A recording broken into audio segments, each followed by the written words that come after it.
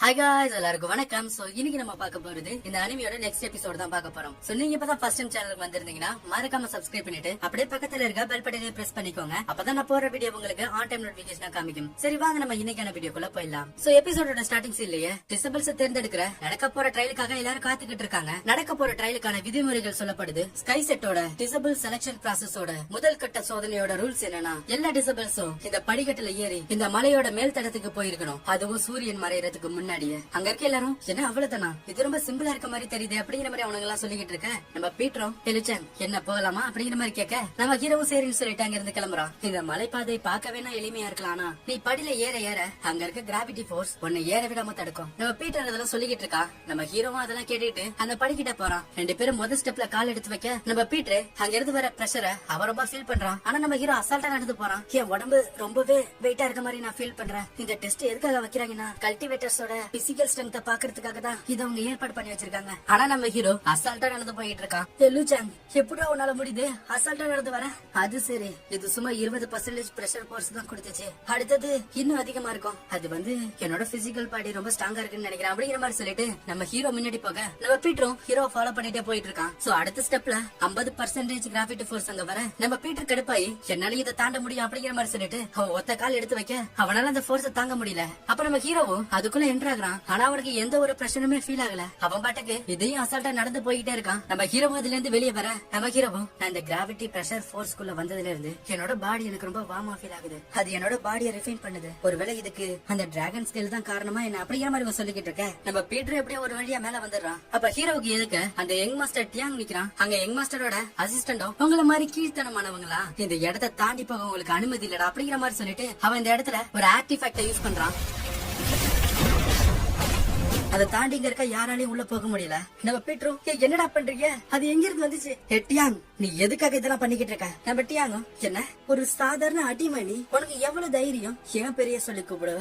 ஏய், சூரிய மறையறதுக்கு முன்னாடி யாரையும் உள்ள விட்டுறாத அப்படிங்கிற மாதிரி சொல்லிட்டு அவ அடுத்த ஸ்டெப்புக்கு போக அந்த டியாங்கோட அசிஸ்டன்ட் சொல்றான், இங்க பாருங்கடா, உங்க யாருக்கு இதுக்குள்ள போக அனுமதி இல்ல, முதல்ல இந்த இடத்துல இருந்து கிளம்புங்கடா பைத்தியக்கார பசங்களா அப்படிங்கிற மாதிரி சொல்ல நம்ம ஹீரோக்கு செம்ம கடுப்பாகுது. அவன் செம்ம கடுப்பாய அட்டாக் பண்ண போக அதே சமயத்துல இங்க இந்த டியானை காமிக்கிறாங்க. அவன் கடைசி ஸ்டெப்பான 80% கிராவிட்டி போர்ஸ் இருக்கிற இடத்துக்கு வந்துடுறான். அந்த இடத்துல இருந்து வர போர்ஸ் ரொம்பவும் பயங்கரமா இருக்கு. டியாங்கோ அவனோட கையில மாட்டி இருக்க ஒரு பெண்டை பாத்துட்டு சிரிக்கிறான். நம்ம டியானோ அவன் ஒரு விஷயத்தை யோசிச்சு பாக்குறான். நம்ம லூவோ பிரான் இந்த டியாங்க சந்திச்சு பேசி இருந்திருப்பான். யங் மாஸ்டர் டியாங், என்கிட்ட ஒரு ஆர்டிஃபேக்ட் இருக்கு. இது உங்களோட எல்லா ட்ரையலுக்கு ரொம்பவுமே யூஸ்ஃபுல்லா இருக்கும். அது மட்டும் இல்லாம இது உங்களோட பவர்ஸையும் அதிகப்படுத்தும். இந்த ஹெவன்லி பெண்டன் ரொம்பவுமே பவர்ஃபுல்லானது. இதை நான் உங்களுக்கு தரேன் அப்படிங்கிற மாதிரி அவன் கொடுத்திருப்பான். பரவாயில்லையே, இது பார்க்கவே ரொம்ப நல்லா இருக்கு.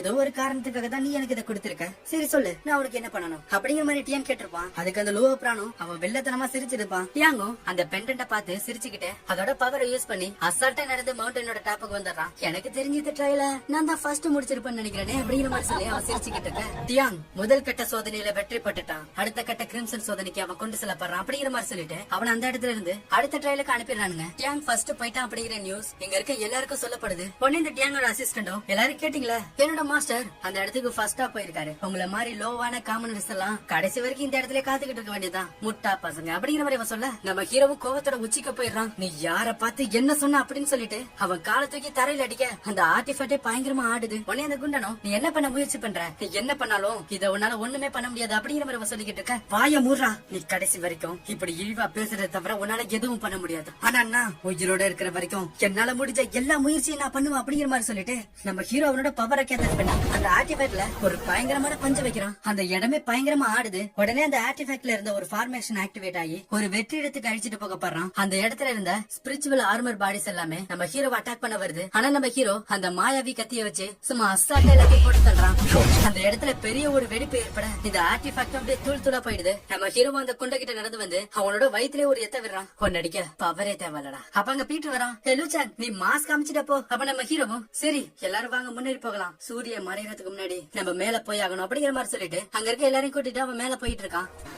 நம்ம பீட்ரோ ஹெலுஜாங் ஒரு வழி அந்த மவுண்டனோட பினிஷிங் பாயிண்ட்க்கு வந்துட்டோம். ஆனா அடுத்தது கிரிம்சன் ட்ரையல் இருக்கு. அது ரொம்ப ஆபத்தான அப்புறம் மோசமான ஒண்ணியா. அடுத்த சீன்ல அந்த கிரிம்சன் ட்ரையல் நடக்கிற இடத்த தான் காமிக்கிறாங்க. அந்த இடம் பார்க்கவே கொடூரமா இருக்கு. நம்ம ஹீரோவும் ஃபர்ஸ்ட் ட்ரையல முடிச்சிட்டு இந்த கிரிம்சன் ட்ரையலுக்கு டெலபோர்ட் ஆகி வரான். இந்த இடத்துல இருக்க ரூல்ஸ் சொல்றாங்க. இரண்டாவது கட்ட சோதனை கிரிம்சன் சோதனை. இந்த இடம் ஒரு தனி அறைவில் அமைஞ்சிருக்கு. இந்த இடத்துல எக்கச்சக்கமான பீஸ்ட் எல்லாம் இருக்கு. உங்களை சுத்திலும் ஒவ்வொரு மூலையில இருந்தும் ஆபத்து வந்துகிட்டே இருக்கும். எல்லாரும் கவனமா கேட்டுக்கோங்க. இந்த ட்ரையல் நடக்கும் போது யாராவது சாகுற அளவுக்கு காயப்பட்டாலோ இல்ல உங்க கையில இருக்க அந்த டோக்கனை தொலைச்சாலோ உடனடியா இந்த ட்ரையல்ல இருந்து நீங்க நீக்கப்படுவீங்க. அப்புறம் உங்க கையில இருக்க அந்த டோக்கன்ல உங்களோட எனர்ஜியை செலுத்தினீங்கன்னா உங்களோட கல்டிவேஷன் லெவலுக்கு ஏத்த மாதிரியான ஒரு பேண்டம் பீஸ்ட உங்களால சமன் பண்ண முடியும். நீங்க சமன் பண்ற அந்த பேண்டம் பீஸ்ட் உங்க கூடவே சேர்ந்து அதுவும் ஃபைட் பண்ணும். அப்புறம் முக்கியமானது சூரியன் உதயமாகறதுக்கு முன்னாடி பினிஷிங் பாயிண்ட் அடையிற 100 டெசிபல்ஸ் நாங்க இந்த ஸ்கை செக்டோட சீடர்களை ஏத்துப்பங்க. அதனால உங்க முழு முயற்சியும் கொடுங்க அப்படிங்கிற மாதிரி சொல்லிட்டு அந்த வாய்ஸும் அந்த ட்ரையல ஸ்டார்ட் பண்ணி வைக்குது. அடுத்த சீன்ல இருந்து அங்க இருக்க பீஸ்ட் எல்லாமே அங்க வந்திருக்க போட்டியாளர்கள் எல்லாரையும் சும்மா அசால்ட்டா போட்டு தள்ளிட்டு இருக்குங்க. நம்ம பீட்ரோ பயந்து போய் சுத்தி சுத்தி பாத்துக்கிட்டு இருக்கான். அப்ப அவனுக்கு பின்னாடி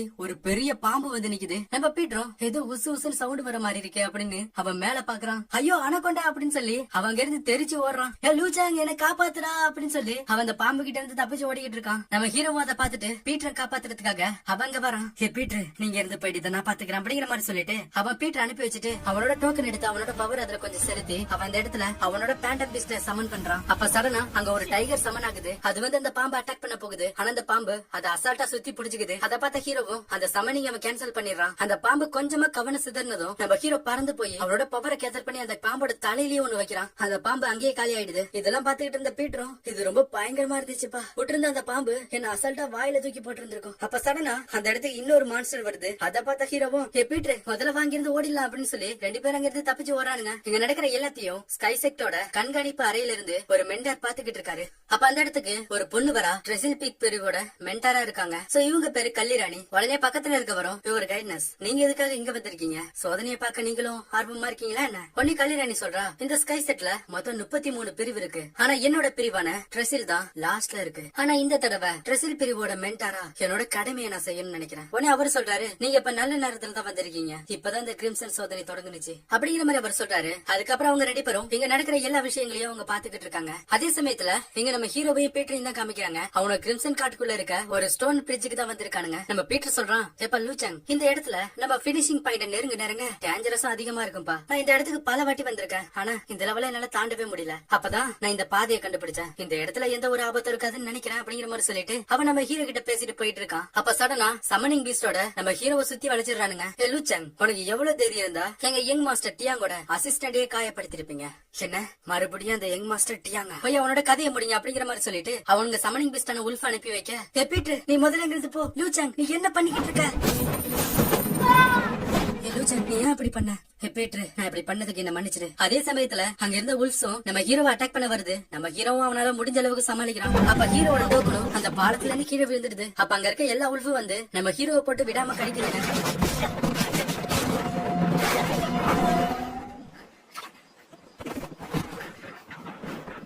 இப்ப நீங்க 2 பேர் மட்டும் தான் மிச்சம் இருக்கீங்க. வாங்க பாத்துலாம் அப்படிங்கிற மாதிரி ஹீரோ சொல்ல அப்ப அந்த உல்ஃப் நம்ம ஹீரோவை அட்டாக் பண்ண வருது. அப்ப சடனா அந்த உல்ஃப பிடிச்சு ஏதோ ஒண்ணு இழுத்துட்டு போயிடுது. அப்ப அந்த இடத்துல பிரம்மாண்டமா ஒரு பூரான் வந்து நிக்குது. என்ன இது மேரோ ரிஃபைன்மெண்ட் ஸ்டேஜ்ல இருக்கு. இது என்னால சமாளிக்க முடியாதுன்னு நினைக்கிறேன் அப்படிங்கிற மாதிரி சொல்லிட்டு நம்ம ஹீரோ அங்க இருந்து தப்பிச்சு ஓட அதுவும் விடாம நம்ம ஹீரோவை துரத்திக்கிட்டே வருது. அப்ப சடனா நம்ம பீட்டரோட வாய்ஸ் கேக்குது. லூச்சாங் நீ கவலைப்படாத நான் வந்துட்டேன் அப்படிங்கிற மாதிரி சொல்லிட்டு அவனோட பேண்டம் சமனிங் பீஸ்டான பண்ணி மேல வந்துகிட்டு இருக்கான். நம்ம பீட்டர் நேரா போய் ஜம்ப் பண்ணி ஒன்னால முடிஞ்சா தப்பிச்சுக்கோ அப்படின்னு சொல்லிட்டு அவ ஒரு பேப்பர் பாம தூக்கி வீசுறான். அது பயங்கரமா வெடிச்சு சதறுது. லூச்சாங் ஓடிடுறா. அது இன்னும் உயிரோட தான் இருக்கு. அது மட்டும் இல்லாம சம கண்டாயிட்டா அப்படின்னு சொல்லி அவங்க தெரிச்சு ஓட அந்த பூரான கடுப்பாயி நம்ம பீட்டர் தான் துரத்திட்டு போயிட்டு இருக்கு. எங்க கண்காணிப்பு அறையில இருந்து இவங்களும் அதை தான் பாத்துக்கிட்டு இருக்காங்க. இந்த மிருகத்துக்கிட்ட இருந்து அவங்க ஓடி தப்பிக்கிறதா நல்லது அப்படிங்கிற மாதிரி அவர் சொல்லிக்கிட்டு இருக்க. இங்க அந்த கல்லிராணி சொல்றான் அந்த டிசபிள் பேரு லூச்சாங். அவ விஸ்கரா ரிஃபைன்மெண்ட் ஸ்டேஜ்ல இருக்கான். அப்படி இருந்து அவ மேரோ ரிஃபைன்மெண்ட் ஸ்டேஜ்ல இருக்க இந்த பீஸ்ட் கிட்டே இவ்வளவு நேரம் தாக்கு பிடிச்சிருக்கான். அவ நல்ல திறமசாலி அப்படிங்கிற மாதிரி அவ சொல்லிக்கிட்டு இருக்க. அதே சமயத்துல இங்க நம்ம பீட்டரை அந்த பூரா விடாம துரத்திக்கிட்டே இருக்கு. ஓடு ஓடு உன்னால முடியும். லூச்சாங் என்னை காப்பாத்துறா. இல்ல இப்படியே போனா அவ ஆபத்துல மாட்டிப்பா.